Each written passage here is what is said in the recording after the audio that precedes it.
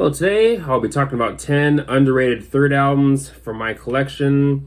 These albums will be in no particular order, but we'll be starting things off pretty heavy with one of the bigger names in the world of melodic death metal. And that band is Arch Enemy with their album Burning Bridges, the final album with Johan on vocals. And to me, when it comes to his era of the band, this is really the only album I like from that era. I'm personally not too big on Stigmata and Black Earth. Those two albums have 2 to 3 decent tracks, but that's about it for me. I mean, Beast of Man and Bury Me an Angel are both really great songs, but those two albums I just can never get into. But this album, though, I think is actually pretty good. Starts off strong with The Immortal, which is maybe one of my favorite Arch Enemy songs. Dead Inside is also really good, another one of my favorites on here. Pilgrim is another solid banger off of here, and maybe another one of my favorites.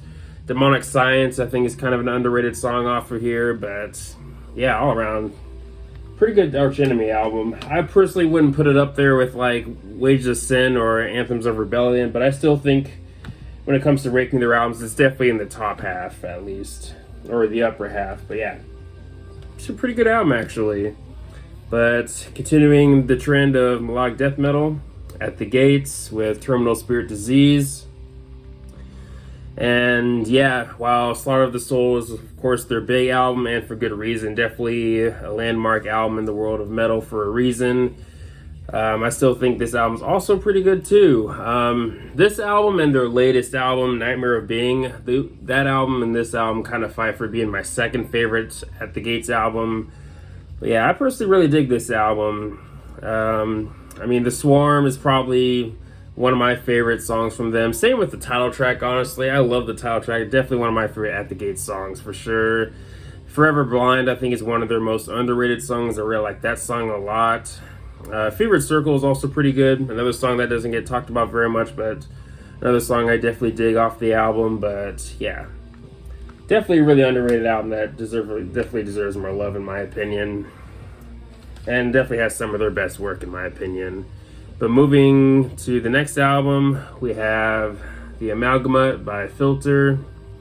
Got it signed by Richard Patrick. And yeah, I think this album does have some of the band's best work. I mean, of course, probably the biggest song on here is Where Do We Go From Here? But this album, unfortunately, commercially didn't do as well as the albums before it, Title of Record and Short Bus.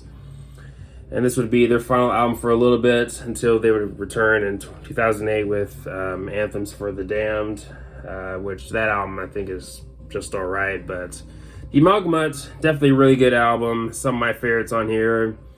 You Walk Away, which was the song that the band opened up with when I saw them, and that was definitely really cool. Definitely one of my favorite Filter songs. Where Do We Go From Here is another highlight for sure.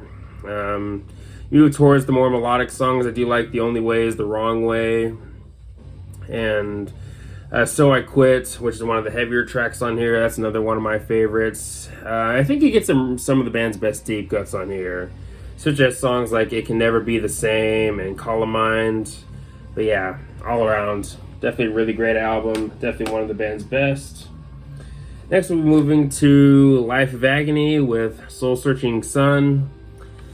This album seems to get fairly mixed responses. I mean, because this album is very different from their debut, River Runs Red, which is often considered their best, and for good reason. And I also agree with that too. River Runs Red, to me, one of the best concept albums of all time when it comes to the world of rock and metal. Love that album. And I think Ugly is also really good too, which is of course their second album. But with this album, now this is a band that kind of changes their sound with every album. I mean, you could maybe say their last two albums kind of have some similarities, but that's about it though. Again, they're a band that doesn't really repeat themselves, and with this album, they decided to go in a more alt rock direction, which not every fan is on board with. But to me, this is really their last good album. I'm personally not too big on what came after the 90s for these guys. Broken Valley has 2 or 3 okay songs, but that's about it. Place Where There's No More Pain is an album that just does nothing for me. And then Sound of Scars, which I know some people like. I'm personally not too big on that album, but I do like the song Scars, though. That song is a banger, though. But personally, I'm not too big on what they did after this album. But I do like this album, though. The alt rock direction is not going to be for everybody, not going to be for every fan. But I do like this one, though. Some of my favorites being Hope, Weeds, which is probably the most well-known song on here. I do like the more melodic song, My Mind is Dangerous. I do think you get some good deep cuts on here, like Neg and None. Lead You Astray is another pretty good song off of here, but yeah. One of their better albums, in my opinion. But next we're moving to Living Color with Stain. Honestly, this album and Vivid kind of fight for being my favorite Living Color album, to be honest. I think this album really is that strong. This album is a bit darker, also a bit heavier, maybe the heaviest, I'd say. I mean, and you can definitely tell with the opening track, Go Away, which is probably one of their heaviest songs, and yeah, definitely a strong way to open up the album. You have other really great songs in here like Ignorance is Bliss and Leave It Alone, which I think are some of their best songs. Auslander is also really good. I think Nothingness is definitely one of their best ballads and maybe one of my favorite Living Color songs in general. Never Satisfied, I think, is one of their most underrated songs. I really like that song a lot, especially the guitar work. Wall is probably a contender for maybe being my favorite album closer from the band. It's definitely a contender for sure. I really like that song a lot too. But yeah, all around, really great album. Definitely some of the band's best work.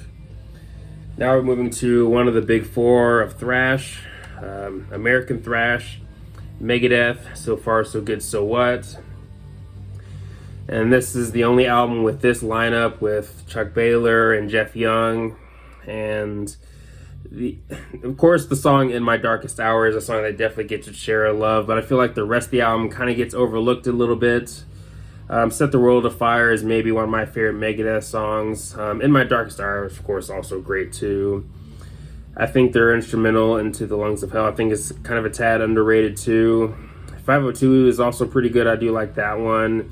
And then Hook and Mouth is probably, honestly, one of my favorite album closers from the band, but yeah, it doesn't quite get the same love as albums like Peace Sells or Rust in Peace or even Countdown to Extinction, but I think this album's actually pretty good.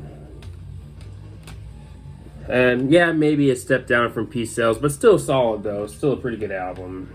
But next we're moving into Soulfly with their album 3.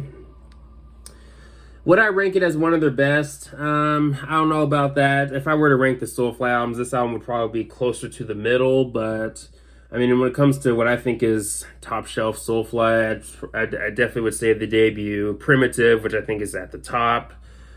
And then Prophecy, I think, is top shelf too. And same with Dark Ages. Dark Ages is definitely really good too, but 3, still a solid album though. I mean, some of my favorites probably being definitely the first 3 songs, Downstroy, Seek and Strike, and Interfaith. But you move towards the tracks later in the album. I do like the female vocals in Tree of Pain. Brazil is kind of an underrated song on here. I do dig that one. But yeah, 3, another pretty good album from Soulfly. I don't know if I'd say one of the best, but still pretty good though. But now we're moving to one of my favorite bands, System of a Down. Steal this album. Definitely their most underrated album for sure. I mean, and also just a really fun listen too. I mean, this was an album I listened to a lot when I was younger. Still enjoy the album to this day. And I do kind of have the hot take of liking this album more than Mesmerize and Hypnotize. Don't get me wrong, those albums are great. I think System of a Down has never released a bad song or a bad album, but I really dig this album a lot. I mean, a lot of really great songs on here. Some of the songs on here being maybe some of my favorite work from the band, like Inner Vision and ADD and IAIAIO. Even the shorter songs I think are also pretty fun, like 36 and Pictures. And yeah, all around, personally really dig this album a lot. I do have a little bit of nostalgia for it, so that could be something you could maybe mention, but personally, either way, I still think it's another pretty good album from System of a Down. But now moving to Third Eye Blind with Out of the Vein.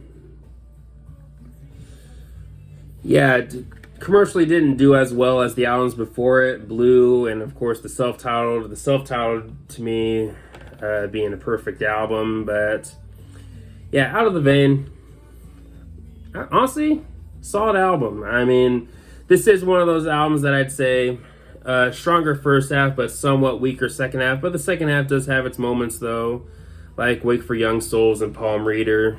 But I think this first half is definitely the stronger half, especially with songs like Faster, which is a song that they did play when I saw them last year. Pretty good way to open up the album. I think the singles on here are still pretty good, like Blinded. And Crystal Baller maybe being my favorite on the album. I really like that song. My Hit and Run, I think, is one of their more underrated deep cuts, and also one of my favorites on here too. But yeah, all around, pretty good album. Now moving to the final album for this video, and that album is The Crusade by Trivium.